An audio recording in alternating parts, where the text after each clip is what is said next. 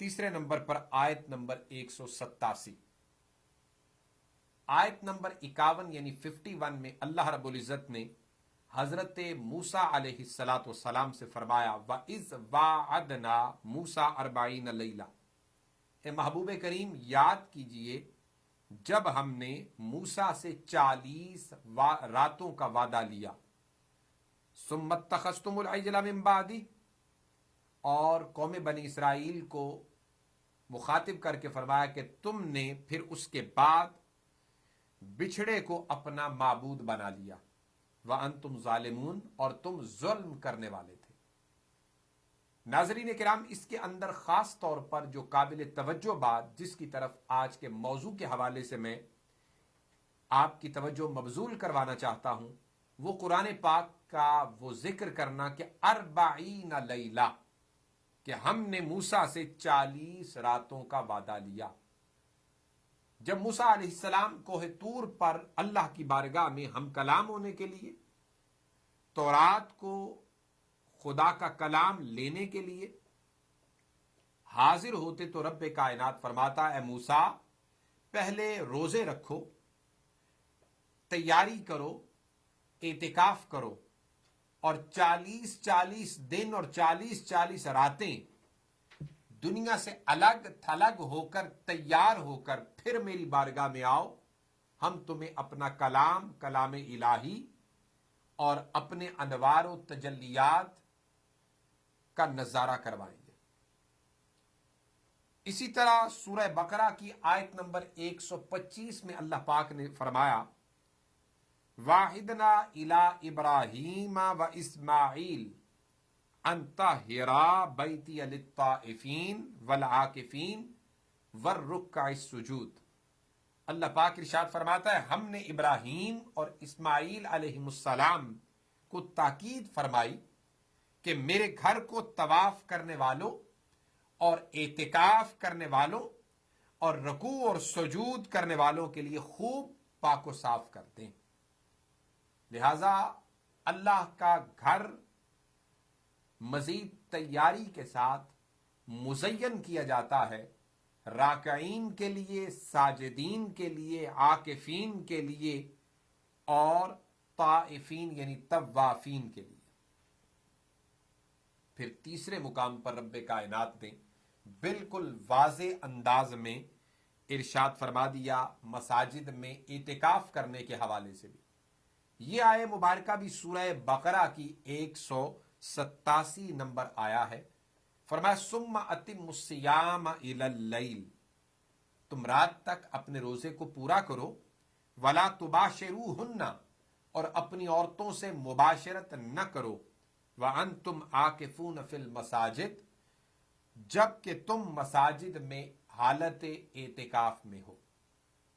ناظرین کرام، اعتکاف جو سنت ہے ماہ پاک رمضان المبارک کے آخری عشرہ میں، یعنی 20 رمضان المبارک کی عصر کے بعد مسجد میں ہونا اور زیادہ سے زیادہ مغرب سے قبل آپ کی حاضری ضروری ہے، یعنی 21ویں شب سے شروع ہو کر چاند کے نکلنے، عید الفطر کا جو چاند نکلے یعنی ماہ رمضان المبارک ختم ہو اور شوال المکرم کا عید الفطر کا چاند دیکھ کر آپ اعتکاف کی حالت سے باہر آ سکتے ہیں۔ حالت اعتکاف میں مکمل طور پر گفت و شنید، دنیاوی تمام باتیں اور دیگر تمام گھریلو امور سے الگ تھلگ ہو کر مساجد میں اعتکاف کیا جاتا ہے۔ لیکن جس طرح آج کل کی صورتحال ہے، اس صورتحال میں جہاں پر نمازوں کے درمیان صفوف میں، جو کہ نماز کے ہونے کے لیے شرط ہے، 6 فٹ کے فاصلے اور 3 فٹ کے فاصلے کو علماء نے جائز قرار دے دیا اس وبا کی بنا پر۔ اسی سلسلے میں علماء کا اس بات پر بھی فتویٰ ہے تو مساجد میں اعتکاف کیا جاتا ہے، لیکن اگر گھر کے اندر ایسی جگہ موجود ہو جہاں پر کسی بھی اہل خانہ کی آمد و رفت ممکن ہر وقت نہ ہو سکے تو وہاں پہ اعتکاف عورتیں تو گھروں میں کرتی ہی ہیں، مرد حضرات بھی کر سکتے ہیں الگ تھلگ رہ کر، لیکن جو پابندیاں میں نے ذکر کی، ان تمام پابندیوں کا جو مساجد میں بھی لحاظ کیا جاتا ہے، گھروں میں بھی کیا جائے گا۔ احادیث پاک میں آتا ہے، جس کو سیدہ عائشہ صدیقہ رضی اللہ تعالی عنہا روایت کرتی ہیں، آپ فرماتی ہیں ان النبی کان یعتکف العشر الاواخر من رمضان حتی توفاہ اللہ ثم اعتکف ازواجہ من بعدہ۔ بخاری اور مسلم کی یہ حدیث پاک ہے، متفق علیہ۔ سیدہ عائشہ صدیقہ فرماتی ہیں کہ حضور نبی اکرم صلی اللہ علیہ وسلم رمضان مبارک کے آخری عشرہ میں آخری 10 دن یعنی اعتکاف فرمایا کرتے، یہاں تک کہ اللہ کے حکم سے آپ کا وصال باکمال ہوا۔ پھر آپ کے بعد آپ کی ازواج مطہرات نے بھی اعتکاف کرنا شروع کیا۔ ہمارے پاس ایک کالر ہیں۔ السلام علیکم ورحمۃ اللہ وبرکاتہ۔ وعلیکم السلام۔ ایسا یہ بتائیے گا کہ سحری کے وقت جب اذان ہو جائے تو اذان کے ہوتے ہی کھانا روک دینا چاہیے یا اذان کے اینڈ تک اگر کچھ کھا سکتے ہیں؟ جہاں تک سنن ابی داؤد کی حدیث ہے، حضور علیہ الصلوۃ والسلام نے فرمایا ہے کہ اگر کسی شخص نے نماز فجر کی اذان ہو جائے تو جو ہاتھ میں کھانے کا پیالہ پکڑا ہوا ہے یا برتن پکڑا ہوا ہے اسے مکمل کر لے۔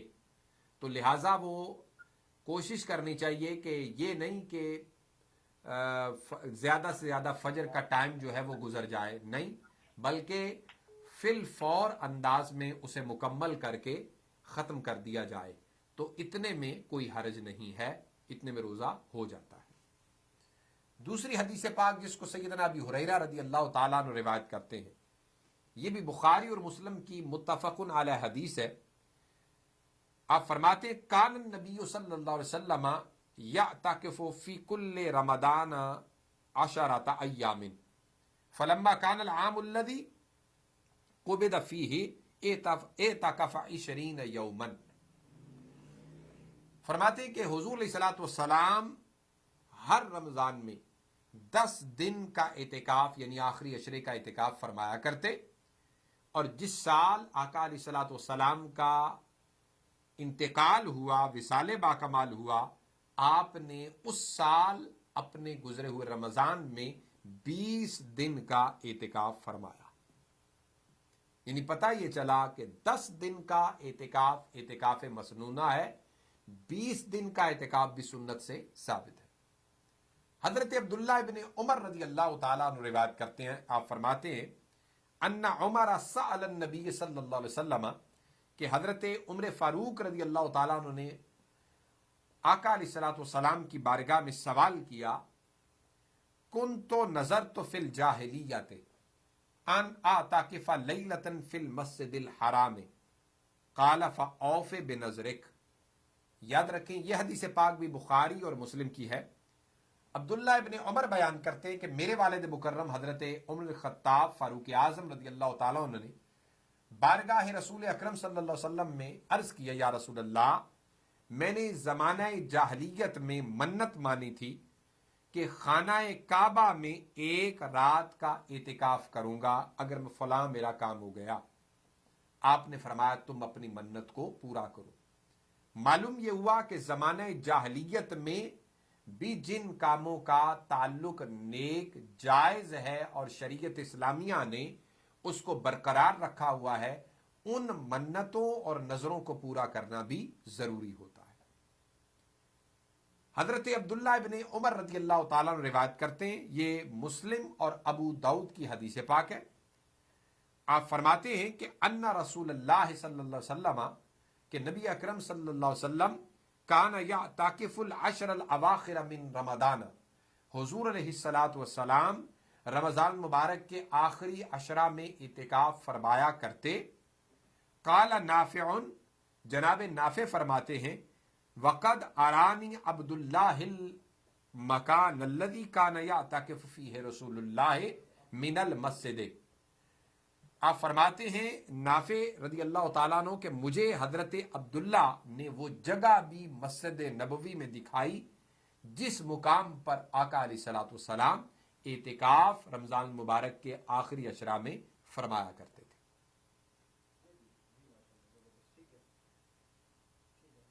سیدہ عائشہ صدیقہ رضی اللہ تعالی عنہا روایت کرتی ہیں، اس حدیث پاک کو بھی حضرت ابو داؤد نے سنن ابی داؤد کے اندر نقل کیا ہے۔ آپ فرماتی ہیں کان النبی یمر بالمرید ومعتکف فیمر کما ہوا ولا یعرج یسأل عنہ وقال ابن عیسیٰ رضی اللہ تعالی عنہ قالت ان کان النبی صلی اللہ علیہ وسلم یعود المرید وهو معتکف او کما قال رسول اللہ۔ حضرت سیدہ عائشہ صدیقہ فرماتی ہیں کہ حضور نبی اکرم صلی اللہ علیہ وسلم کسی مریض کے پاس سے گزرتے، اعتکاف کی حالت میں گزرتے تو بغیر ٹھہرے حسب معمول گزرتے جاتے اور اس کا حال احوال بھی پوچھ لیتے۔ اور ابن عیسیٰ کا بیان ہے کہ حضرت عائشہ نے فرمایا کہ حضور نبی اکرم اعتکاف کی حالت میں مریض کی مزاج پرسی فرما لیا کرتے تھے۔ تو عزیزان گرامی قدر، اعتکاف کی نسبت آپ مسائل جو ہیں وہ حدیث پاک کی روشنی میں سماعت کر رہے ہیں۔ حضرت عبداللہ ابن عباس رضی اللہ تعالیٰ عنہ روایت کرتے ہیں، آپ فرماتے ہیں ان رسول اللہ قال فی المعتکف هو یعکف الذنوب ویجرى له من الحسنات کعامل الحسنات کلھا۔ امام ابن ماجہ اس کو روایت کرتے ہیں، عبداللہ ابن عباس فرماتے ہیں کہ رسول اللہ صلی اللہ علیہ وسلم نے معتکف کے بارے میں فرمایا وہ گناہوں سے رکا رہتا ہے، اس کے لیے نیکیاں لکھی جاتی ہیں جو تمام نیک عمل کرنے والوں کے لیے لکھی جاتی ہیں۔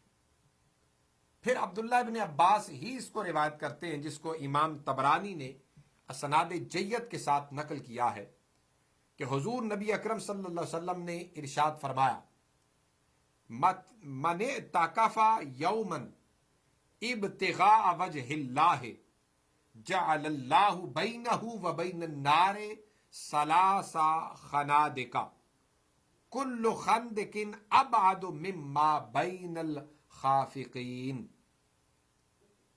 او کما قال رسول اللہ۔ حضور نبی اکرم صلی اللہ علیہ وسلم نے ارشاد فرمایا کہ جو شخص اللہ کی رضا کے لیے صدق و خلوص کے ساتھ ایک دن اعتکاف کرتا ہے، اللہ اس کے اور دوزخ کے درمیان 3 خندقوں کا فاصلہ پیدا فرما دیتا ہے، اور ہر خندق مشرق سے مغرب کے درمیانی فاصلہ سے زیادہ لمبی ہے، یعنی اتنی دوزخ کو اس سے دوری ہو جاتی ہے۔ آپ اندازہ کر لیں اعتکاف کی یہ فضیلت ہے، اور اعتکاف کے جملہ تمام شرائط اور قوانین اور اس کو اصول اور ضوابط کو پیش نظر رکھ کر فقط اللہ اور اس کے رسول کی رضا کی خاطر کیا جائے، یہ نہیں کہ دنیا سے نکل کر آرام کرنے کی طلب سے، یا پورا سال چونکہ کام کرتے ہیں لہذا 10 دن آرام کر لیا جائے۔ اور وہاں پر بھی دیکھا گیا مساجد میں یا جہاں پہ اجتماعی اعتکاف ہوتا ہے لوگ دنیا کی باتیں کر رہے ہوتے ہیں، اور چونکہ آج سیل فون ہر ہاتھ میں موجود ہوتا ہے تو وہاں سیل فون لے کر بزنس وہاں پر بھی چلایا جا رہا ہوتا ہے، گھر میں انسٹرکشنز دی جا رہی ہوتی ہیں، بزنس کی انسٹرکشن دی جا رہی ہوتی ہیں۔ یاد رکھیں ایسا اعتکاف کوئی اعتکاف نہیں ہوتا، اور وہاں پہ جتنی بھی ایک دوسرے سے دنیا داری کی باتیں ہوتی ہیں یہ اعتکاف کو باطل کر دیتا ہے۔ ابھی اسی موضوع پر گفتگو جاری ہے، مجھے بریک لیے کہا جا رہا ہے، تشریف رکھیے، بریک کے بعد آپ کی خدمت میں پھر حاضر ہوں۔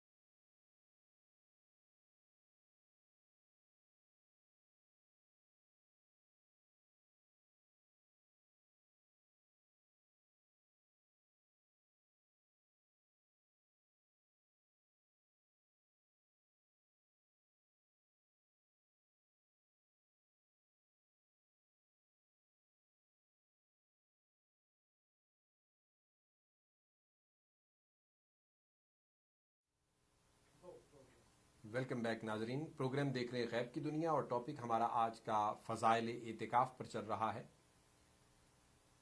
اب جو حدیث پاک میں پیش کرنے لگا ہوں، یہ امام طبرانی نے اور امام بہقی نے اپنی اپنی کتب حدیث کے اندر اس کو نقل کیا۔ حضرت علی بن حسین وہ اپنے والد مکرم سے روایت کرتے ہیں، انہوں نے فرمایا کہ رسول اللہ صلی اللہ علیہ وسلم نے ارشاد فرمایا، یعنی امام زین العابدین حضرت امام حسین سے، اور امام حسین اپنے والد مکرم حضرت علی کرم اللہ وجہ الکریم سے روایت کرتے ہیں کہ رسول اکرم صلی اللہ علیہ وسلم نے فرمایا، من اعتکف عشرا فی رمضان کان کحجتین و عمرتین او کما قال رسول اللہ۔ حضور علیہ السلام نے فرمایا کہ جو شخص رمضان المبارک میں 10 دن اعتکاف کرتا ہے، اس کا ثواب 2 حج اور 2 عمرہ کے برابر اسے ملتا ہے۔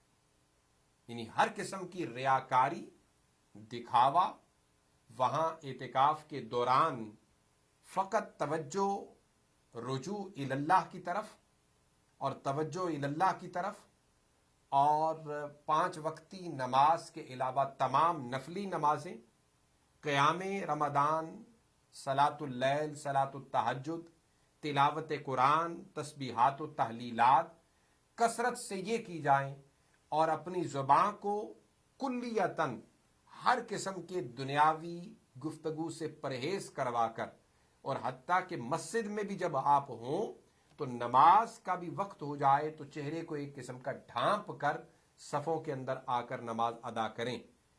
تو فرمایا جو اس طرح ساری پابندیاں کرتا ہے، اللہ رب العزت اسے 2 حجوں اور 2 عمروں کا ثواب عطا کرتا ہے۔ پھر سید عائشہ صدیقہ رضی اللہ تعالیٰ عنہا روایت کرتی ہیں، آپ فرماتی ہیں، کان رسول اللہ اذا باقی 10 من رمضان شد مئزرہ واعتزل اہلہ۔ امام احمد نے اپنی مسند میں اس کو نقل کیا کہ نبی اکرم صلی اللہ علیہ وسلم جب رمضان کے آخری 10 کے 10 دن یعنی باقی رہ جاتے تو آپ اپنا کمر بند یعنی کمر ہمت کس لیتے اور اپنے اہل خانہ سے الگ ہو کر عبادت و ریاضت میں مشغول ہو جاتے۔ یعنی خاص طور پر جو آخری 10 آتا، آقا علیہ السلام قطعاً کسی سے بھی، نہ اہل خانہ کی طرف نہ کسی اور کی طرف، اگر کوئی بات بھی آپ کی زبان مقدس سے نکلتی، یعنی ویسے تو حضور کی ہر بات ہی وحی خدا ہے، اور قرآن اس بات کی گواہی دیتا ہے، وما ینطق عن الہوا ان ہوا الا وحی یوحی۔ حضور علیہ السلام کا ہر کلمہ، ہر کلام، بلکہ آپ کی ذات اقدس سراپا قرآن ہے۔ اور جناب سیدہ عائشہ صدیقہ رضی اللہ تعالی عنہا نے کسی نے آپ سے پوچھا حضور کے اخلاق کے بارے میں، تو آپ نے فرمایا تم نے قرآن نہیں پڑھا، سارے کا سارا قرآن یہ رسول اللہ کا اخلاق بیان کرتا ہے۔ تو عزیزان گرامی قدر، یہ حدیث پاک کی روشنی میں فضائل اعتکاف پر آپ نے 9 احادیث سماعت فرمائیں۔ اس سے قبل میں نے 3 قرآن مجید کے مختلف مقامات، سورہ مبارکہ بقرہ کی آیات ربانی مختلف 3 مقامات سے آپ کے سامنے اس کو ذکر کیا۔ امام احمد بن حنبل اپنی کتاب الزہد کے اندر آپ فرماتے ہیں کہ جناب سیدنا عمر فاروق رضی اللہ تعالیٰ عنہ فرمایا کرتے، ان فی العزلۃ الراحۃ من خلال السوء۔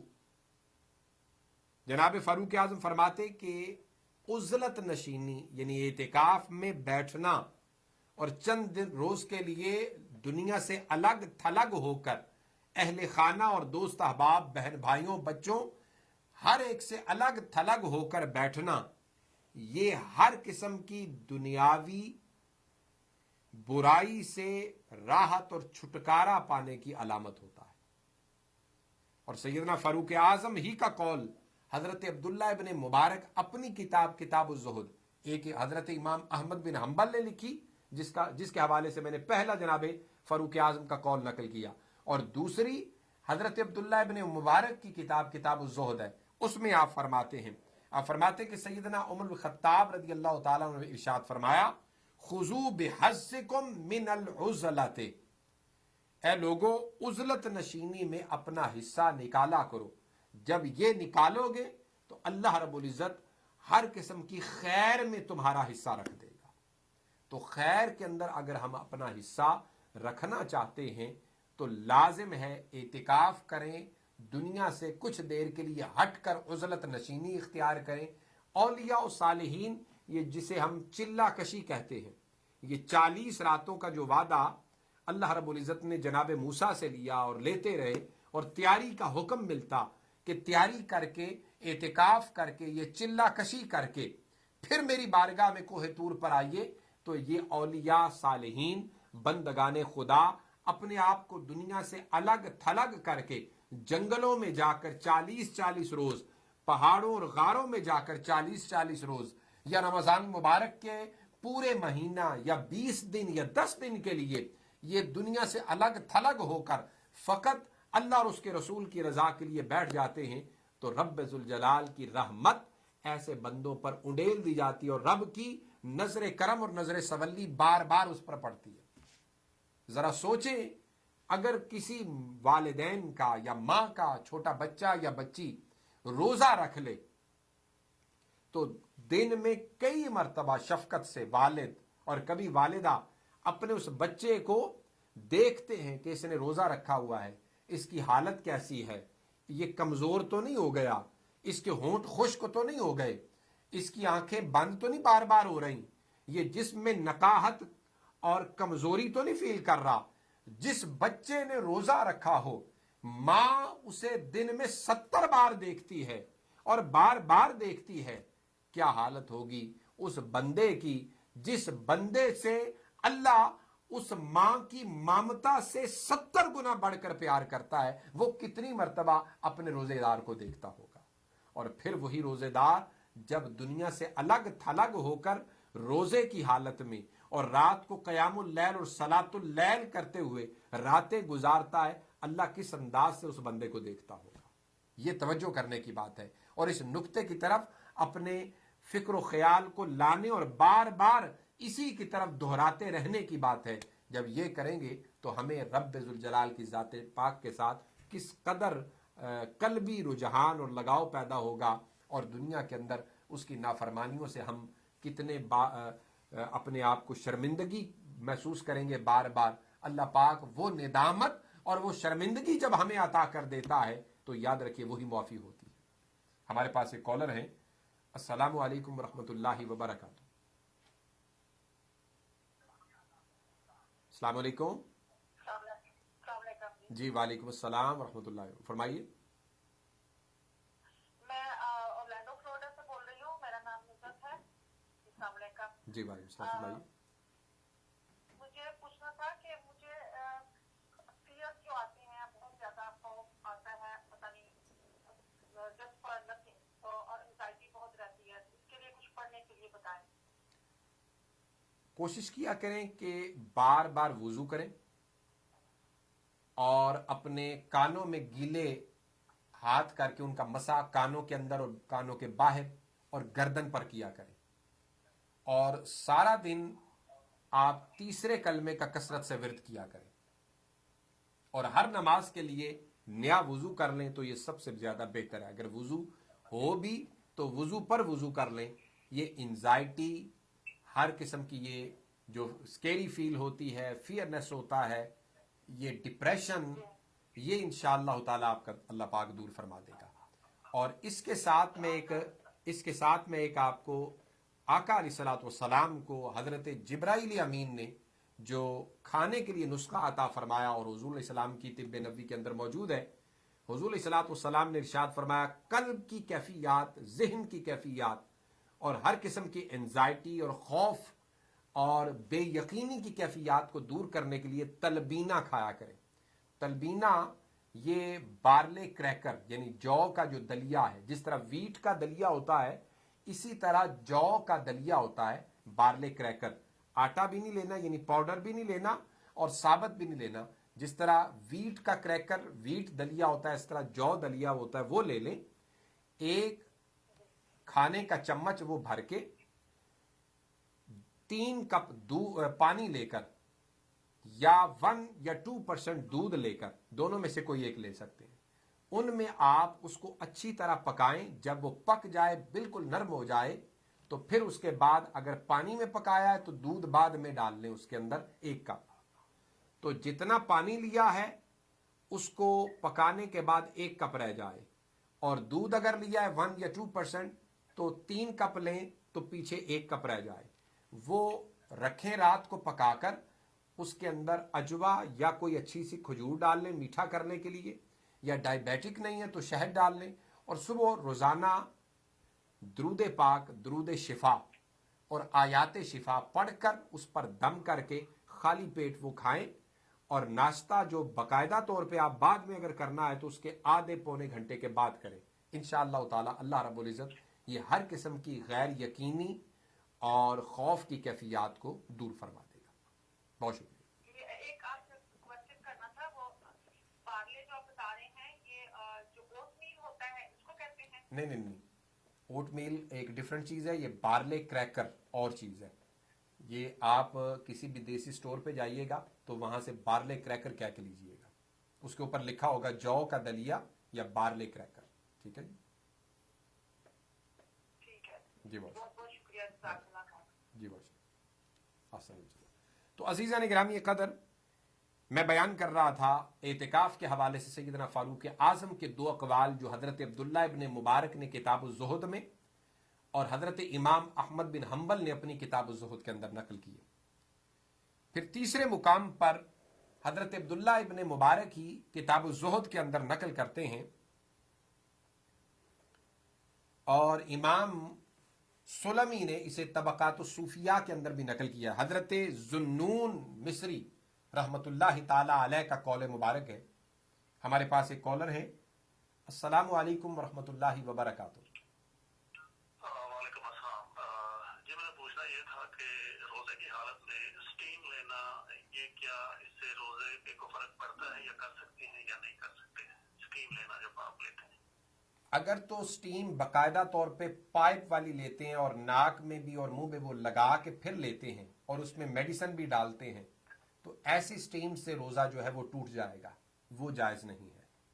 اور اگر صرف انہیلر اسٹیم جو جگ ہوتا ہے جس میں آپ نے پانی فقط نیچے ڈالا ہوا ہے اور اس کو فاصلے پر رکھتے ہیں, اور وہ آپ کا ماحول جو ہے وہ سارا یعنی چہرے کا قرب و جوار وہ آپ کا گرم کر دیتا ہے, اور اس میں یعنی کہ اسٹیم پیدا ہو جاتی ہے, تو اس کو آپ سونگھتے ہیں تو اس سے روزہ نہیں ٹوٹتا. ٹھیک ہے جی, بہت شکریہ. حضرت ذنون مصری رحمت اللہ تعالی علیہ فرماتے ہیں کہ لم ارا شیئا ابعث لطلب الاخلاص من الوحدۃ لانه اذا خلا لم يرى غیر اللہ تعالی فاذا لم يرى غیرہ لم يحرکہ الا حکم اللہ ومن احب الخلوۃ فقد تعلق بعمود الاخلاص واستمسک برکن کبیر من ارکان الصدق. حضرت ذنون مصری رحمت اللہ تعالی علیہ فرماتے ہیں میں نے تنہائی سے بڑھ کر کوئی چیز طلب اخلاص پر ابھارنے والی نہیں دیکھی, کیونکہ بندہ جب خلوت میں ہوتا ہے تو اللہ کے علاوہ کسی شے کو نہیں دیکھتا. جب اس کے علاوہ کسی کو دیکھتا نہیں تو اسے اللہ کے حکم سے, حکم الہیہ کے علاوہ کوئی چیز عمل کے لیے کبھی متحرک نہیں کر سکتی. اور جو خلوت کو پسند کرتا ہے تو وہ اخلاص کے ستون کے ساتھ چمٹ جاتا ہے, اور صدق کے ستونوں میں سے ایک بڑے ستون کو وہ تھام لیتا ہے. یعنی صدق ایک ایسی سیڑھی ہے جس کو یہ نصیب ہو جاتی ہے کہ یعنی کلمہ پڑا تو ہر وقت یہ صدق رہے کہ میرا مالک مجھے دیکھ رہا ہے, وہ ظاہر بھی ہے باطن بھی ہے, جس کی میں گواہی دے رہا ہوں وہ نہاں خانے میں بھی مجھے دیکھ رہا ہے, دن کے اجالے اور باہر بھی مجھے دیکھ رہا ہے, گھر میں بھی دیکھتا ہے باہر بھی دیکھتا ہے, خلوت اور جلوت میں دیکھتا ہے, اکیلے میں دیکھتا ہے, ہجوم میں دیکھتا ہے, گھر کے کاموں میں دیکھتا ہے, باہر کے کاموں میں دیکھتا ہے. اپنے ذاتی کاموں میں دیکھتا ہے، مخلوق کے کاموں میں دیکھتا ہے، خدمت دنیا اور خلق میں دیکھتا ہے، خدمت دین اور اخلاص میں دیکھتا ہے. لہٰذا یہ صدق کی دولت جسے مل جاتی ہے وہ اللہ کی بارگاہ میں مقرب بن جاتا ہے. اور یہ کہاں سے ملتی ہے؟ یہ خلوت سے، اعتکاف سے، عزلت نشینی سے نصیب ہوتی ہے، جب آپ قطع تعلقی کسی بھی دنیا اور اہل دنیا سے کچھ دیر کے لیے کر اللہ کے ہو جاتے ہیں. عزیزان گرامی قدر، مجھے بریک لیے کہا جا رہا ہے، تشریف رکھیے، بریک کے بعد آپ کی خدمت میں پھر حاضر ہوں.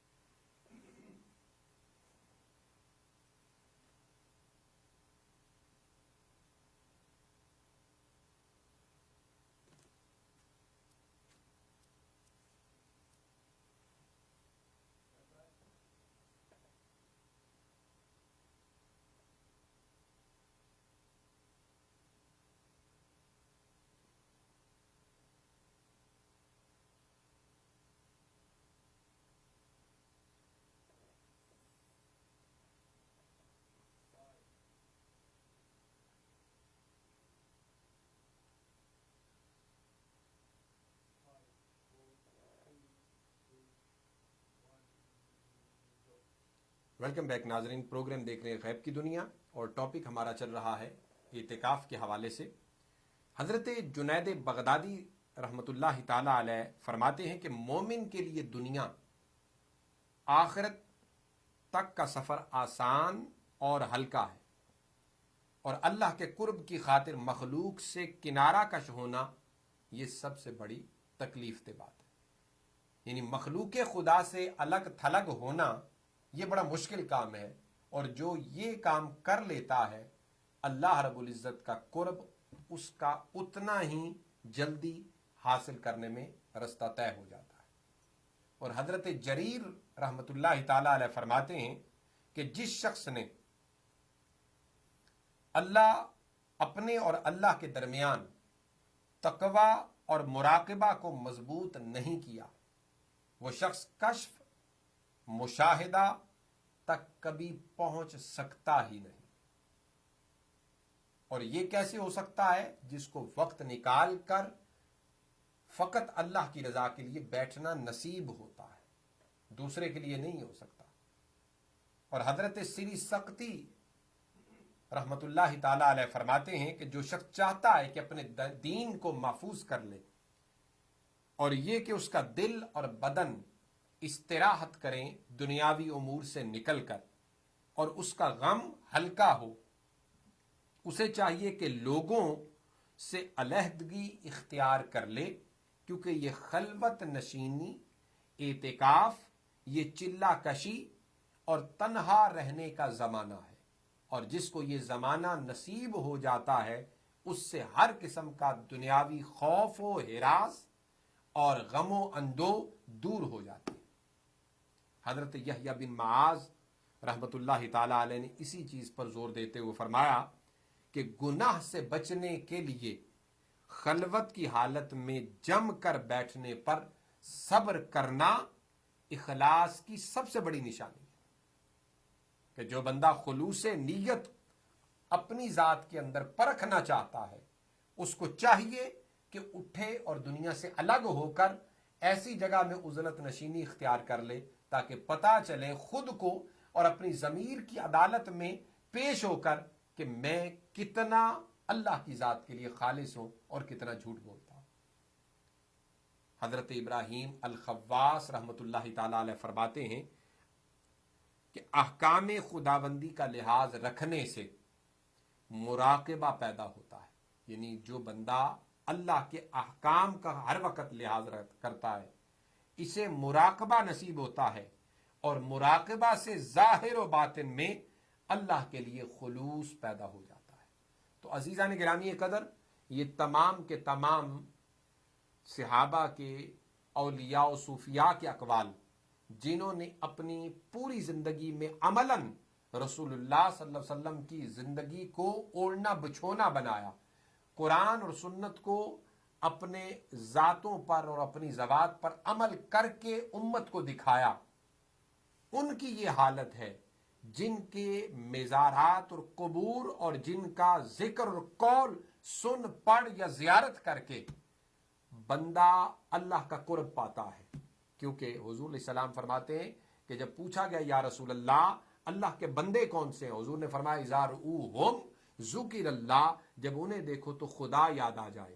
تو یہ بندگان خدا جن کو دیکھنے سے خدا یاد آئے، یہ ایسے ہی نہیں ہوتا، اس پر انہوں نے عمل کر کے دکھایا، اور جب اپنی زندگیاں دنیاوی امور، لالچ، حرص، طمع، بغض، عناد اور ذاتیات سے بڑی بلند و بالا کر لیں، اور صدق، اخلاص، امانت، دیانت اور انصاف و عدالت کے وہ تمام قواعد و ضوابط اپنے ظاہر اور باطن پر نافذ کر لیے، تو اللہ پاک کی رحمت بھی پوچھتی ہے کہ بندے بتا اب تیری رضا کیا ہے۔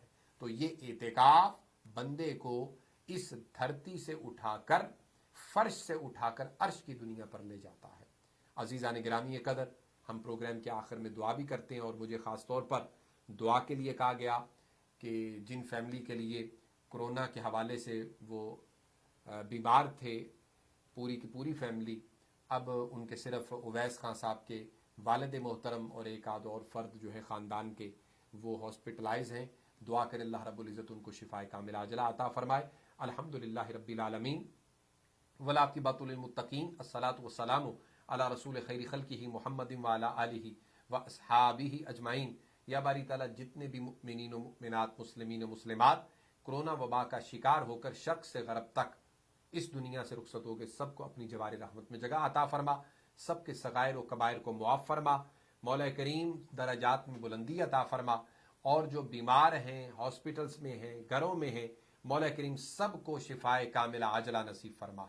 یا باری تعالیٰ پریشان حالوں کی پریشانی کو دور فرما، بے روزگاروں کو روزگار عطا فرما، بے اولادوں کو نیک سال اولاد عطا فرما.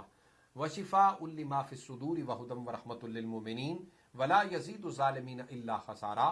اللہم طب القلوب ودوائها وعافیۃ الابدان وشفائها ونور الابصار وضیائها وآلہ وصحبہ دائما ابدا.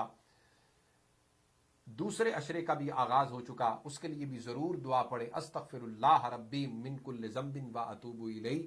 نستغفر اللہ ربی من کل ذنب ونتوب الیہ. نستغفر اللہ ربی من کل ذنب ونتوب الیہ. مولا کریم اس ماہ پاک رمضان المبارک کی برکت ہم سب کو اپنی جھولیوں میں سمیٹنے کی توفیق نصیب فرما. مولا کریم دن کو روزے کے ساتھ نماز پڑھنے اور رات کو قیام اللیل، صلاۃ التراویح اور صلاۃ التہجد اور اس کے علاوہ تلاوت قرآن کرنے کی توفیق نصیب فرما. رمضان مبارک میں جو ہم صاحبان ایمان اور مسلمانوں کی حالت رمضان المبارک کے اندر مولا کی عبادت ریاضت میں ایک تسلسل اور ڈسپلن کے ساتھ شروع ہوتی ہے، یہی کیفیات پورے سال ہم سب کو نصیب فرما. باری تعالیٰ ہم سب کے گناہوں کو معاف فرما کر اپنی عبادت کرنے، رسول اللہ کی اتباع و اطاعت کرنے اور خدمت خلق کی توفیق نصیب فرما. ربنا تقبل منا انک انت السمیع العلیم وتب علینا یا مولانا انک انت التواب الرحیم. وصلی اللہ تعالی علی رسول خیر خلقہ محمد وعلی آلہ وصحبہ اجمعین برحمتک یا ارحم الراحمین. عزیزان گرامی قدر، اپنے لیے آسانیاں پیدا کیجیے، دوسروں کے لیے آسانیاں پیدا کیجیے. زبانوں کو، دل و دماغ کو اللہ اور اس کے رسول کے ذکر سے تر رکھیے. اللہم صلی وسلم وبارک علی سیدنا و مولانا محمد معدن الجود والکرم وآلہ الکرام وابنہ الکریم منبع العلم والحکم وبارک وسلم وصلی علیہ. سبحان ربک رب العزت عما یصفون وسلام علی المرسلین والحمد للہ رب العالمین. پروگرام کے بعد کال کرنے کے لیے 646-552-6186 پہ کال کر سکتے ہیں. والسلام علیکم ورحمۃ اللہ وبرکاتہ.